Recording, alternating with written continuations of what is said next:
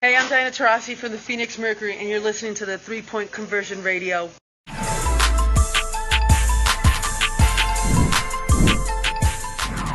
How good does it feel to head to Tokyo with a win now? And also just, it seemed like there was a concerted effort to go inside right away and to get the post players going early. Was that the thought after the last game when the post didn't get as active? First, I mean, it feels good. Obviously, after dropping 2 games and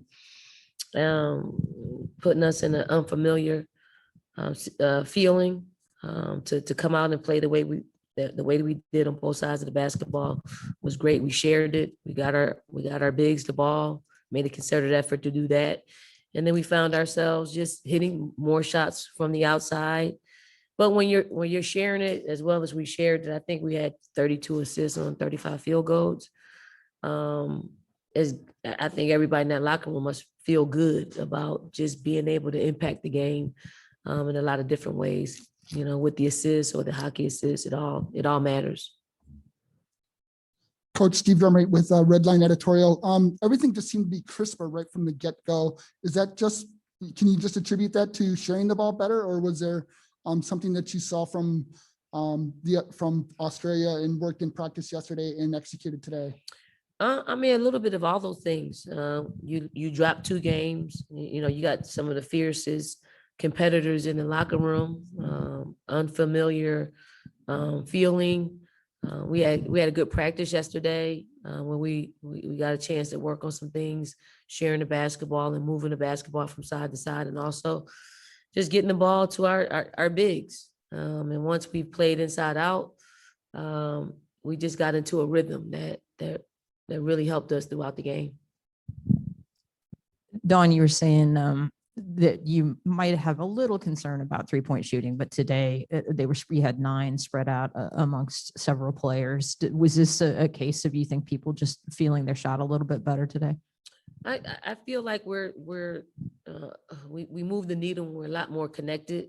I think they're seeing it a lot more, and there wasn't any particular plays out there. They were just playing, reading, reacting, and moving the basketball. And, when you do that, you create rhythm for shooters. And I thought we did a great job at hitting the shooters and knocked it down and allowed us to feel good about seeing the ball go in. Coach, you were up big at halftime. Second half, were you pleased with the way that you kept up what you had done successfully in the first half? Well, I thought they got into our lead a little bit in the third quarter, and that's something that made us very aware of what took place over the past couple of games. And I'm more of, I try to let players fight through a little bit of that, and see where it takes us, because you don't want to pull players, and we're trying to build confidence, for our full roster. If we do that, then we're not really building. We want to win basketball games, but it was good to see them fight through it and actually increase our lead. So I'm sure they felt good about it. Our coaching staff felt good about it, and we're not going to settle with this. We have to continue to stay connected and move to playing our best basketball, not even tomorrow or the next day, just when we start pool play, and then it'll continue throughout. Dawn, Sam Gordon here, Las Vegas Review-Journal. Just to follow on that, what areas of improvement do you still feel like you see after this victory? I mean, I saw we had a couple of lapses in our ball screen defense. I mean, we had a cluster of turnovers in the third quarter that we let our guard down a little bit. But all of that will clean itself up with practice, and we'll get 6 days once we get to Tokyo to work on some things. So I think we'll continue to look more and more sharp as we get that practice time.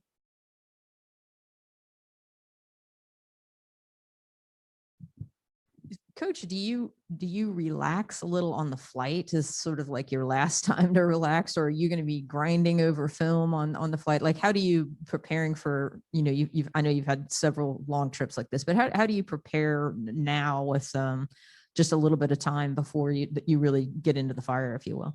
I mean, we'll watch some of our upcoming opponents. I do get my best sleep on planes, so I'm sure I'll knock out for a little bit, but you'll have time to take a few naps and wake up and do some things, but it's, we have 21 days, is it? Yeah, 21 days. And I'm committed to the 21 days. And I don't want to stop until we get what we're traveling to Tokyo for. Don, a lot of the players we talked to the last couple of days said they thought they were thinking too much out there. Did you notice they seemed to more be playing basketball as opposed to should I shoot, should I not shoot, should I pass today? When you're dealing with like perfectionists, they want to get things right. They want to run your sets. They want to, they want to execute.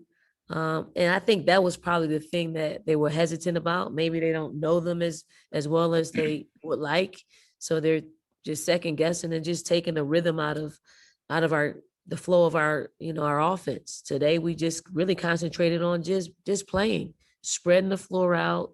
If Nigeria was going to pressure up on us and force us to go deeper into our offenses, I think that was in the back of their minds because that's what we practiced yesterday. So it just was a good flow to go right into what we were doing, and it's good to see them execute that. Go to our Zoom participants for questions. We'll start with Zora Stevenson and then go to Jackie Powell. Hey, Coach, I'm just wondering how much of a connection have you seen from the pairing of jaWilson and BG and then Tina Charles and Sylvia Fowles? I mean, we got a great post game. I mean, that lineup could start for any country. Is unfortunate. All of them can't start the basketball game, but I think it's pretty cool to have dominant post players like Tina Charles and Sylvia Fowles to come in. They have incredible experience, and to have that coming in off the bench, it gives our coaching staff a relief just to know they got it. I think Asia is the newbie of the bunch. And we just try to surround her with some experience. And I mean, obviously she's playing extremely well. We finally got a substitution pattern that we feel could work. And with that, it allowed Asia to stay on the floor a little bit longer. And it all worked out. Maybe it worked out today. We may need to lean somewhere else some games and lean other places some games, but it seemed to just kind of fluidly work out today. Jackie Powell, you're up, and then we'll go with Fado Franklin. Hi, Dawn. Thanks for taking the time. I want to ask you a little bit about Team Nigeria and what you make of how they've developed their program over the years, because I believe this is the first time that they've been to an Olympics since 2004. So in terms of, what this means for basketball around the world. I mean, they got a great coaching staff. Otis does a great job with just instilling discipline. He wants to play a certain type of way. He's stingy defensively. Offensively, he's got some players who they have buy-in. And when you have buy-in, you're going to put yourself in a position to be in the Olympic Games and possibly medal.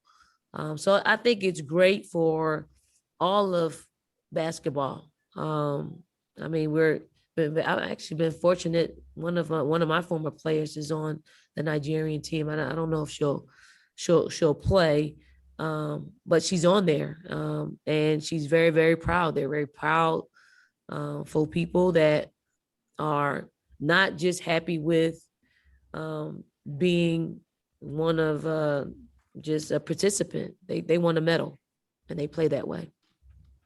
Thanks so much, Coach. I appreciate it. Pablo, you're up, and then we'll go to Colin Uda.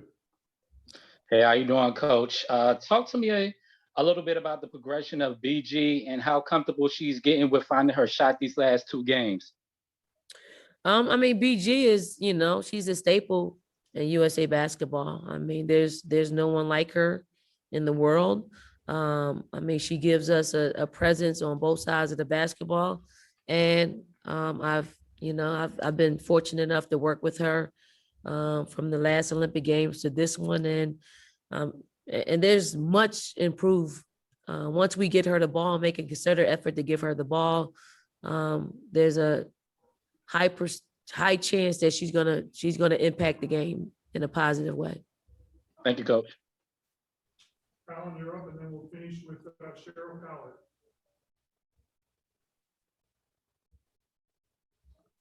Colin, are you off mute?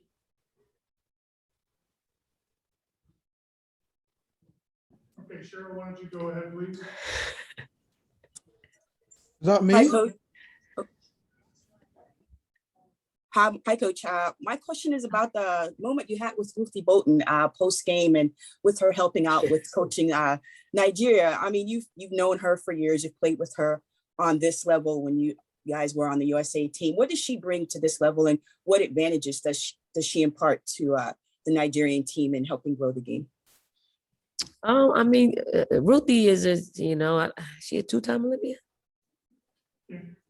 Two-time Olympian. Someone that truly loves basketball. She is got a great spirit about her. And just talking to her, she just feels like they're so receptive to what she brings to the table. Anytime that you can get someone that has played at a high level, a part of a team that hasn't played in Olympic Games, like the Nigerian team, for a long time, it's always helpful. But Ruthie, I was actually joking about her t-shirt because she used some scissors to cut it, and I've seen that so many times. And I just said, it was just Ruthie. I mean, I walked up to her, hugged her, saw her chest hanging out, and I'm just like, only Ruthie would cut up a nice Nigerian t-shirt for a fashion statement.